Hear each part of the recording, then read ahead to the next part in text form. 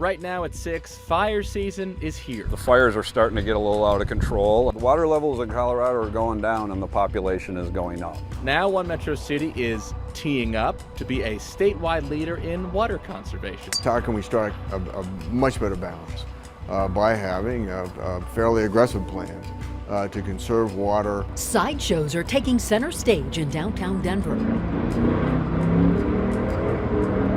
Those living nearby say it's only a matter of time before someone is seriously hurt. It's clearly dangerous and these cars can slide out of control. Plus, our Denver 7 Gibbs viewers are helping more Marshall fire victims recover.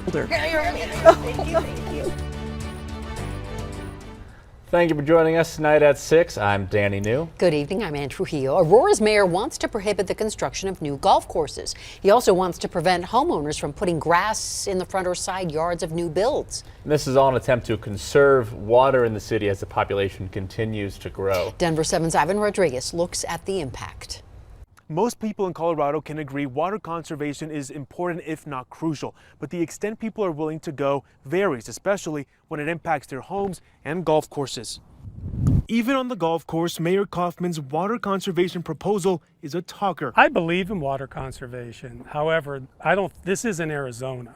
I mean, we live in the high desert.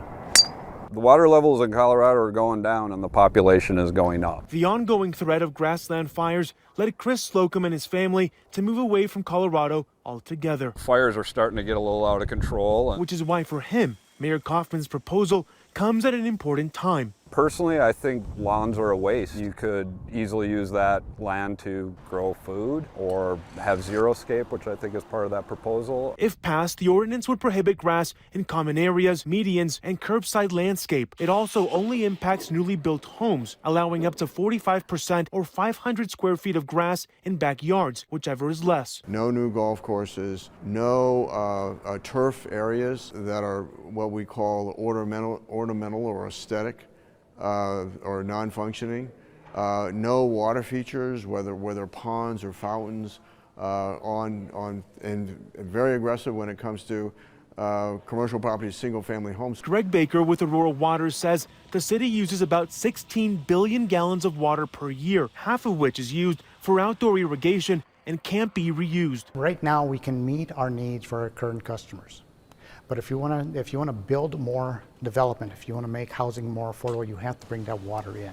So that's really where it comes down to. Right now, we're kind of in an existential crisis in Colorado. People who are interested in getting rid of their grass lawns can also benefit from the city's rebate program. I think this is going to be a blueprint for the state of Colorado. That water-wise or xeriscape landscaping can be very attractive. A move the mayor hopes people consider in order to conserve water for years to come. Ivan Rodriguez, Denver 7. Thank you, Ivan. And the mayor says the proposal has had unanimous support by committee members and will next go to a study session before then heading to a full city council vote. High fire danger remains in effect across the Front Range, and Air Tracker 7 got video of a new fire. This one's burning just south of US 34 between Estes Park and Drake. The Soul Shine Fire, as it's called, is burning 13 acres. Evacuations are in place right now, and the Larimer County Sheriff's Office says they have contacted 9 homes. Now, with Boulder County fire crews have the NCAR fire 68% contained right now, it has burned 190 acres just south of the NCAR building in South Boulder. All evacuation orders were lifted last night, and El Dorado Canyon State Park remains closed.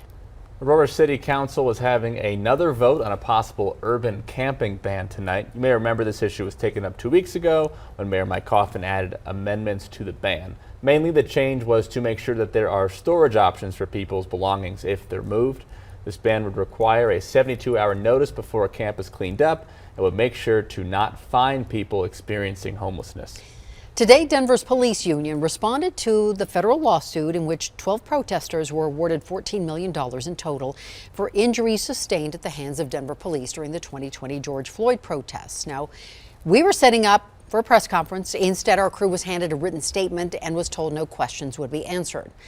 See, on Friday, a federal judge found Denver police violated the First and Fourth Amendments of protesters. And during the 3-week trial, the jury heard testimony about failures in leadership and coordination by police. So after some convincing, our crew got the police union president to read his statement on camera, and he says officers prevented a major disaster on the front lines. If the men and women of the Denver Police Department had not held the line for those 5 days, there would not have been a downtown Denver. Buildings and businesses would have been destroyed. And there would not have been anything to return to. The protests in Denver are estimated to have cost the city and private businesses close to $6 million in damages and employee overtime. This is what people across parts of downtown Denver saw and heard last night. Multiple drivers doing donuts in a parking lot and on the streets. Denver police is calling this behavior, quote, extremely dangerous. Denver 7's Patrick Perez has the videos and reaction from people living nearby. You can see what's left of this sideshow here at the downtown aquarium's parking lot. There's tire marks on the ground, empty beer cans, and this was not the only place this group stopped by Sunday night.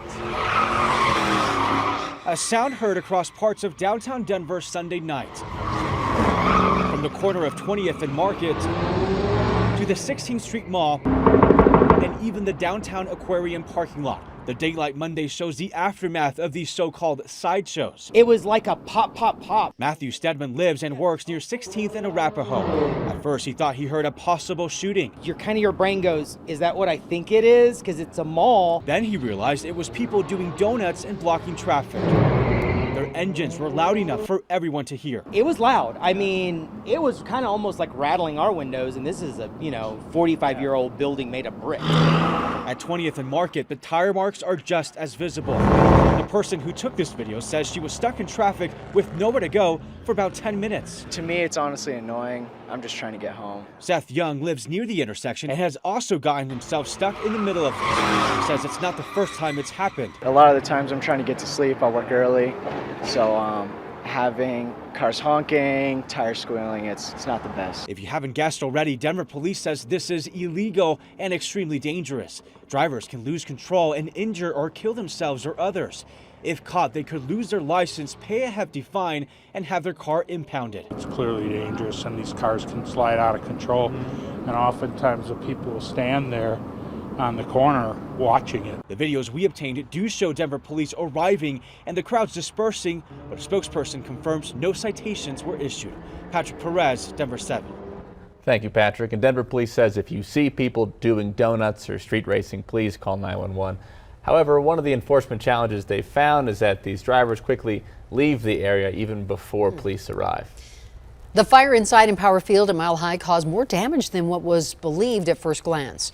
During the NFL's annual meeting in Florida, Broncos president and CEO Joe Ellis said it would be a real challenge to have the seating area that burned and the damaged suites ready in time for the start of next season. And Ellis told our partners at the Denver Post that a couple hundred seats were destroyed along with 12 luxury suites. Denver Fire says it was accidental. They are still investigating. And Ellis did say that summer concerts will not be impacted. No word yet, though, on season ticket holders in impacted areas. State health officials are keeping a close eye on the latest COVID data. There's nothing of immediate concern, but case numbers are showing an upward trend over the past 2 weeks. The statewide positivity rate stands at 3.33% right now, which is still under that 5% threshold the state wants to remain below. For context, health officials say the Omicron subvariant BA2 has been increasing in recent weeks and makes up 21% of new COVID cases. And that BA2 variant makes up 35% of new COVID cases nationwide. And state health officials say testing remains an available but underused resource for staying safe. We are still seeing some level of COVID in our communities, and we'd like to remind everyone right now that we do have plenty of testing that continues to be available across the entire state. We're currently only using about 5% of our testing capacities. The state says they are looking at moving testing into healthcare settings through either pharmacies or doctors. A bill to change Colorado's time to daylight saving time year-round, that passed a House committee today. Now, an amendment was added to that bill today, and that would require Idaho or New Mexico to vote on a similar bill so that a majority of the Mountain Time Zone is in the same. So for this new bill to go into effect, Congress would first have to pass a bill allowing states to switch to daylight saving time, and then Idaho or New Mexico would have to pass a similar bill. The Marshall Fire didn't just destroy their possessions. I feel like all my history has been erased. It took their livelihood. I drive his car for now until we can afford another one. Tonight, Denver 7 viewers give it back. Are you ready for this? Yes. A beautiful day today, but a change coming up. A cold front will bring rain and snow.